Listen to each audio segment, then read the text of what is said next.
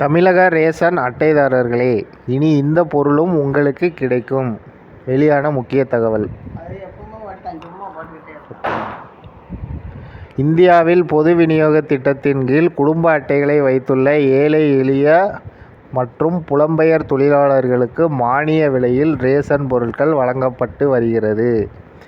இந்த திட்டத்தின் மூலம் அரிசி, கோதுமை, சர்க்கரை, பாமாயில், துவரம்பருப்பு உள்ளிட்ட பல பொருட்கள் வழங்கப்பட்டு வந்த நிலையில், சத்துள்ள சிறுதானியமான கேழ்வரகையும் வழங்குவதற்கான ஏற்பாட்டை தமிழக அரசு மேற்கொண்டு வருகிறது. இதனை முதல் கட்டமாக தருமபுரி மற்றும் நீலகிரி ஆகிய 2 மாவட்டங்களில் உள்ள ஒவ்வொரு குடும்ப அட்டைதாரர்களுக்கும் சுமார் 2 கிலோ கேழ்வரகு வழங்கப்பட்டு வருகிறது. இந்த திட்டத்தை விரிவாக்கும் நோக்குடன் கூடுதலாக ஈரோடு, சேலம் ஆகிய 2 மாவட்டங்களில் கொள்முதல் செய்ய அனுமதி அளிக்கப்பட்டுள்ளதாக தகவல் வெளியாகி உள்ளது. மேலும் டிசம்பரில் துவங்கி பிப்ரவரிக்குள் கேழ்வரகை கொள்முதல் செய்து மாநிலம் முழுவதும் விநியோகிக்க திட்டமிட்டுள்ளதாக தகவல் வெளியாகி உள்ளது.